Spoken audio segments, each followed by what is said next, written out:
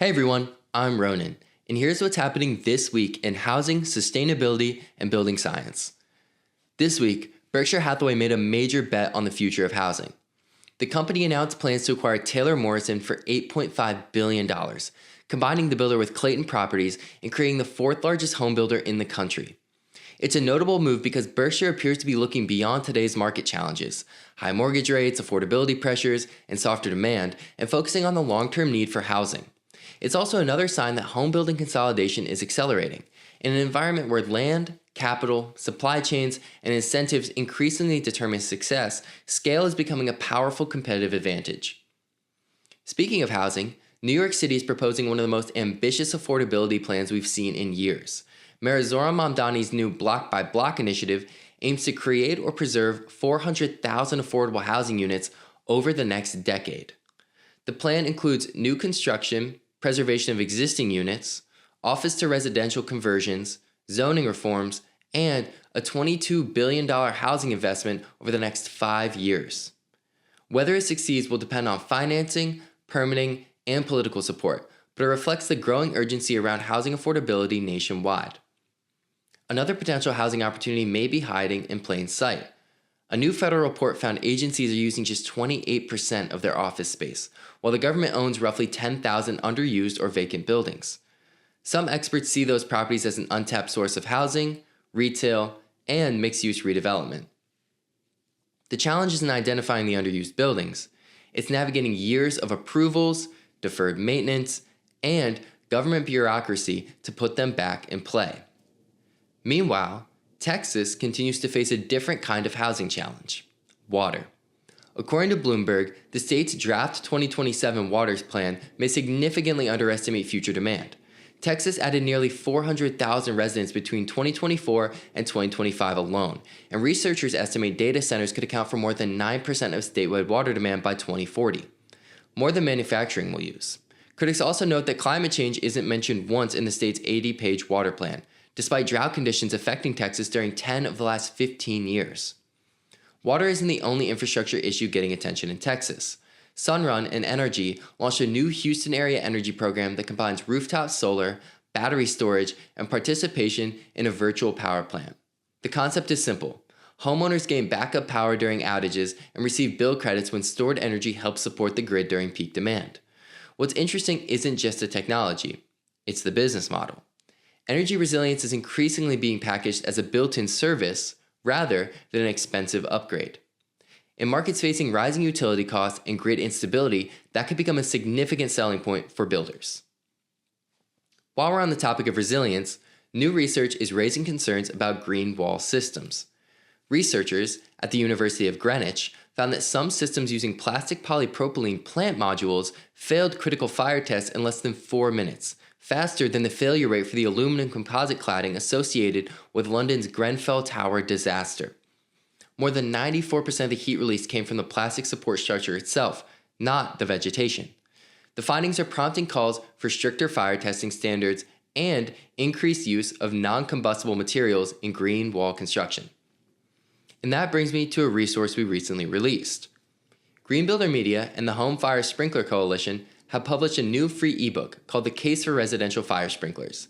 The report examines decades of fire safety data, cost-benefit analysis, and real-world performance.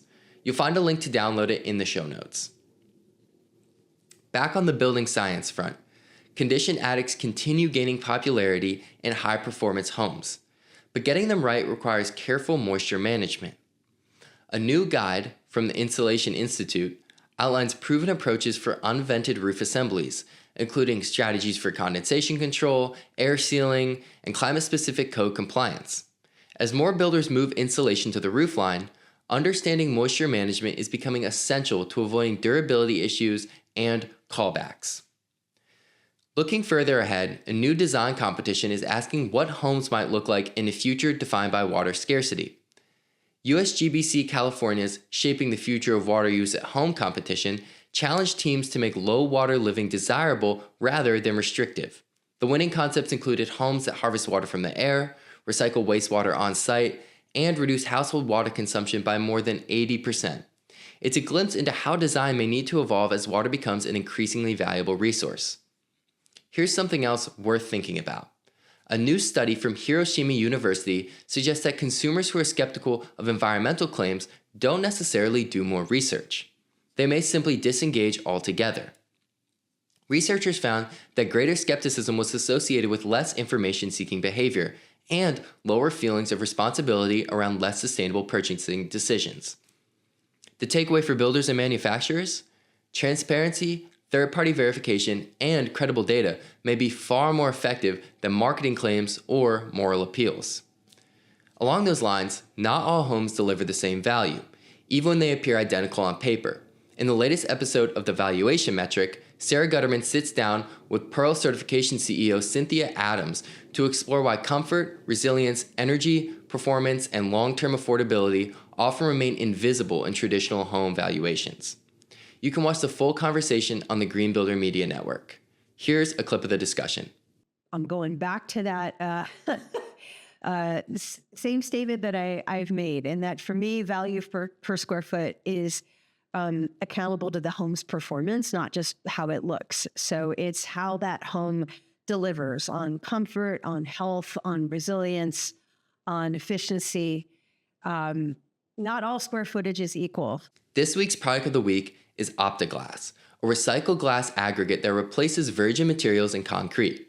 The product helps reduce waste, lower embodied carbon, and support circular economy goals without sacrificing performance. It's also been specified for our Vision House Hickory Grove project in North Carolina. You'll find more information in the show notes. And finally, the market for all-electric homes may be much larger than many builders realize. According to Cognition Smart data, nearly 76% of buyers are either interested in or open to an all-electric home. Only about 1/4 say they're not interested at all. The biggest opportunity may be nearly the 40% who remain undecided. For many buyers, the stronger argument isn't environmental impact, it's predictable monthly costs and lower long-term operating expenses. Builders still treating all-electric homes as a niche conversation may be overlooking 3 out of 4 potential buyers. One last reminder, Sustainability Symposium 2026 is underway. If you missed day 1, it's not too late to register and join day 2 tomorrow at noon Eastern. And if you can't attend live, don't worry, you'll receive access to the recordings afterward. Click the registration link in the description for access. That's it for this week. Thanks for watching. Don't forget to like, share, and subscribe, and I'll see you next week. Thank you. Before you click away, make sure you subscribe to the podcast wherever you listen. And don't miss the daily coverage on sustainability, housing, and what's next for home building at greenbuildermedia.com. Stay informed, stay ahead.